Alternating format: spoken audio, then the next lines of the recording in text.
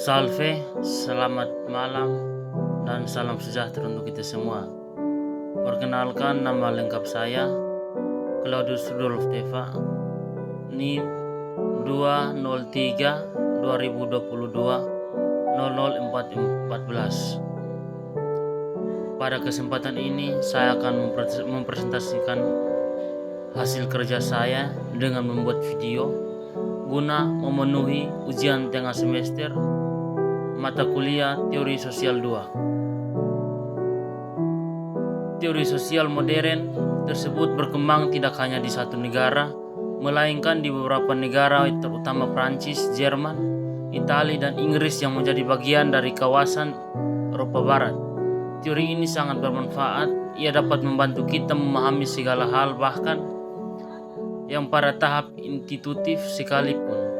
Akan tetapi, teori selalu bersifat majemuk, multisentral, dan sangat beragam sehingga menjadikan kita harus menentukan pilihan yang tepat secara khusus pada teoritis. Tokoh-tokoh aliran utama dalam teori sosial di Amerika pada abad 2020. Yang pertama, George merumuskan teori interasionisme, yaitu simbolik yang menekankan pentingnya akan simbol dan bahasa dalam memahami tindakan sosial manusia. Yang kedua, Erving Goffman merumuskan bahwa teori ini menjelaskan bahwa interaksi manusia sosial sama halnya dengan pertunjukan drama yang berperan sebagai aktor yang menampilkan sesuatu untuk mencapai tujuan tertentu. Emile Durkheim merumuskan teori ini sebagai fungsionalisme yang memandang masyarakat sebagai sistem sosial yang kompleks.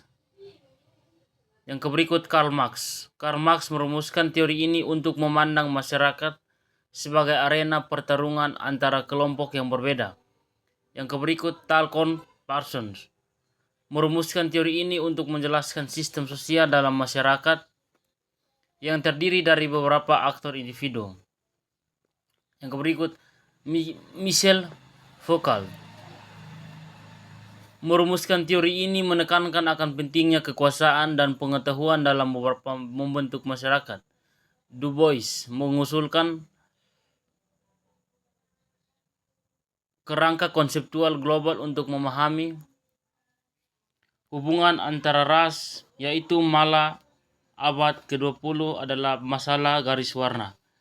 Yang berikut, Blaire Bourdieu merumuskan teori ini sebagai praktik yang menekankan pentingnya habitat dan kapital sosial dalam bentuk tindakan sosial manusia.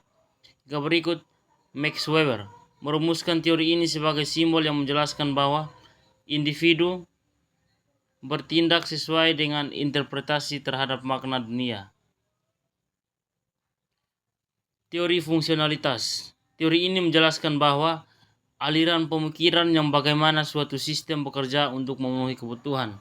Yang pertama dalam psikologi, William James menyatakan bahwa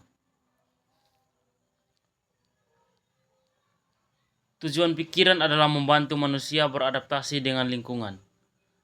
Yang kedua dalam filsafat, teori ini menganggap fenomena sebagai suatu sistem dari fungsi untuk mental sebagai suatu sistem dari fungsi untuk pemuasan kebutuhan biologis.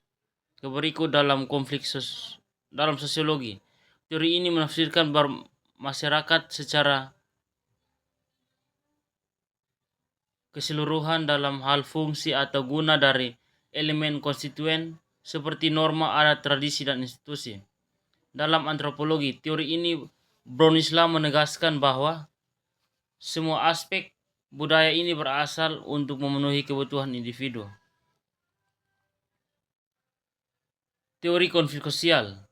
Teori ini adalah teori yang memandang perubahan sosial tidak terjadi melalui proses penyesuaian nilai yang membawa perubahan, akan terjadinya akibat adanya konflik yang menghasilkan kompromi yang berbeda dengan kondisi semula.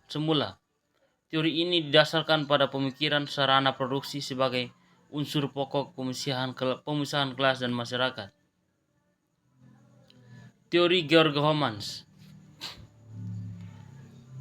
Teori pertukaran yang dikembangkan oleh George Homans merupakan reaksi terhadap paradigma fakta sosial yang terutama dikemukakan oleh Durkheim.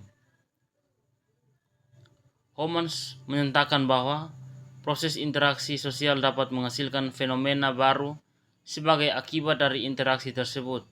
Meskipun ia mengenali proses interaksi, ia juga mempertimbangkan bagaimana menjelaskan fenomena yang dihasilkan dari proses interaksi. Persamaan dan perbedaan teori. Berikut ini adalah beberapa persamaan dari perbedaan antara teori belajar, teori behaviorisme, dan konstruktivisme. Perbedaannya adalah behaviorisme menganggap belajar sebagai perubahan perilaku yang tampak dan dapat diukur, sedangkan konstruktivisme menganggap belajar sebagai proses dinamis yang pusatnya pada siswa. Mengkondisikan klasis dan operan. Persamaannya adalah keduanya melibatkan perolehan perilaku melalui asosiasi, rangsangan, dan konsekuensi serta melalui tergantung pada prinsip penguatan dan hukuman. Teori belajar yang berikut teori belajar behavioristik menjelaskan bahwa belajar adalah perubahan tingkah laku sebagai akibat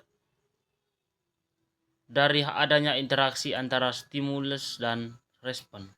Sekian dan terima kasih.